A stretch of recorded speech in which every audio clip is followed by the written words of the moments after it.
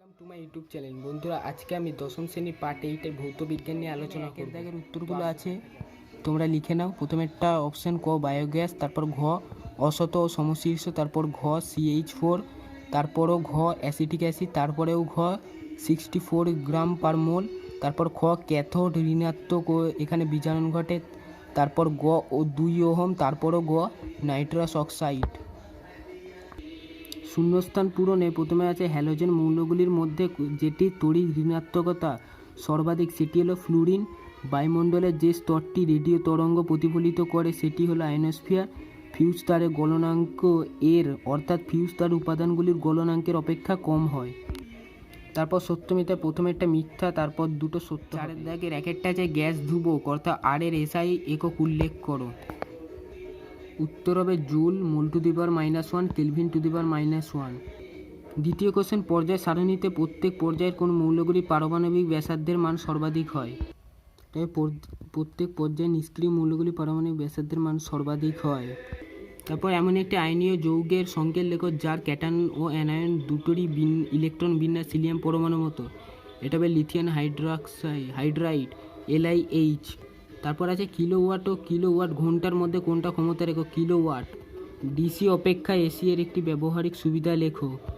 এখানে ডিসি অপেক্ষা এসি ব্যবহারে 3টি সুবিধা আছে, যে কোনো একটা লিখে নাও। কোনো বস্তুতে সোনার প্রলেপ দিতে কি তড়িৎ বিশ্লেষণ ব্যবহৃত হয়? কোনো বস্তুতে সোনার প্রলেপ দিতে পটাশিয়াম ও সায়ানাইড KaUCH স্কুটার অথবা বাসে যে আয়না থাকে তা সমতল না করে উত্তলে রাখা হয় কেন?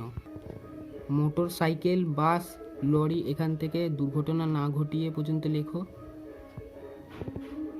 আর শেষে এই গাড়ি চালাতে সুবিধা হয় এত পর্যন্ত লেখো, 2 নম্বর দাগের আগের পর্যন্ত। কোনো মৌলের আয়নি ভ্রমণ শক্তি বলতে কি বোঝো? এখানে উত্তরটা আছে। তারপর 5-এর 3-এরটা ক্যালসিয়াম কার্বনেটের মধ্যে ভর হিসেবে ক্যালসিয়ামের শতকরা পরিমাণ কত? এখানে উত্তরটা লেখা আছে, তোমরা লিখে নাও।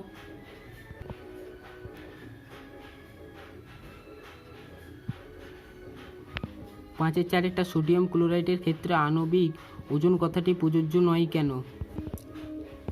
সোডিয়াম ক্লোরাইড থেকে Na+ ও Cl- পর্যন্ত লেখো। তারপর বাকি গোটাটা লিখে দাও, তাহলে উত্তরটা কমপ্লিট। তারপর 5-এর দাগের উত্তরটা দেখো। প্রথমে এতটা লিখবে, তারপর এইটা লিখলে উত্তরটা কমপ্লিট হয়ে যাবে।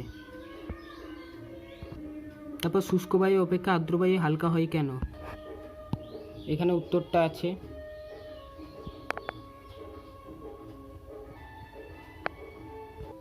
সূর্যাস্তের সময় সূর্যকে লাল দেখায় কেন?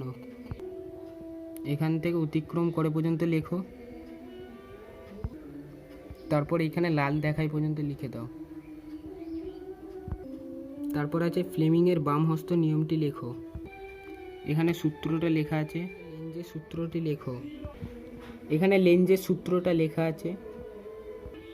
তারপর 6-এর 1-এর অ্যান্সারটা দেখে নাও। এই গ্যাসটির চাপ থেকে শুরু করে এই এতটা গোটাটা লিখে দাও, তাহলে উত্তরটা কমপ্লিট হয়ে যাবে।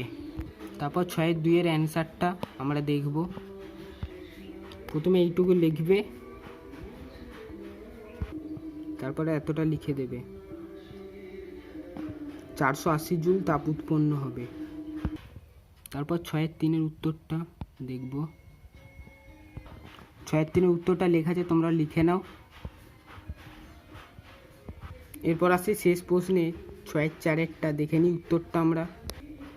উত্তর লেন্স দ্বারা কোনো বস্তু সৎ অবশীর্ষ খর্বাকায়।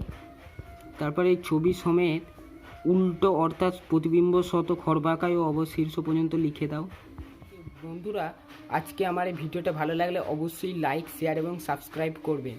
এবং তোমাদের একটা খুব ভালো কথা বলে রাখি, পার্ট 8-এর ভৌত বিজ্ঞানের যে কোশ্চেনগুলো আমরা উত্তর করলাম তার বেশিরভাগ অর্থাৎ 60%ই পার্ট 6 থেকে এসেছে। যদি কারো পার্ট 6-এর যদি কোশ্চেন নিয়ে কোনো অসুবিধা থাকে তো আমার চ্যানেলের এই ভিডিও ডেসক্রিপশানে দেখে নিও।